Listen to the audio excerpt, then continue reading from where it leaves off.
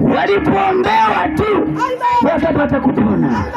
Viwete walitembea. Amen. Vipofu waliona. Amen. Viziwi walisikia. Amen. Na wewe nakutangazia injili iletayo uponyaji. Kama ulikuwa na matatizo, leo tunayamaliza. Leo lazima yakuachie. Leo lazima yakukimbie. Na wewe mchawi ya kukalia, lazima achie nyumba yako kwa jina la Yesu.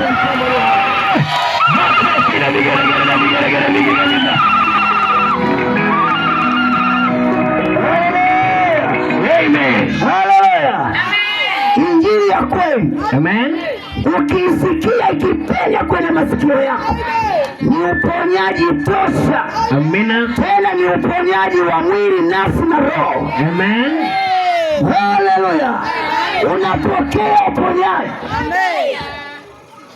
Mwili, nafsi na roho, unapokea uponyaji. Amen. Popote mchawi alipogandamiza, ukisikia injili tokae kwa nabii wa kimataifa, baba mzee wa Yesu, lazima ukapokea uponyaji sehemu tatu: mwili, nafsi na roho. Popote shetani alipokukalia, leo lazima anyanyuke na kukimbia.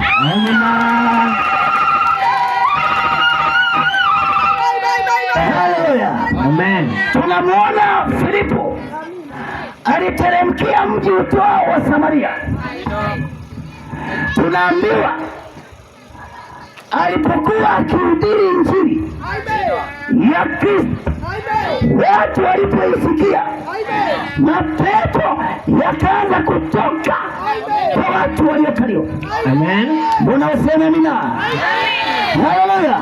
Amen. Kukosa amani ni pepo. Kutofanikiwa ni pepo. Umbea ni pepo. Amina.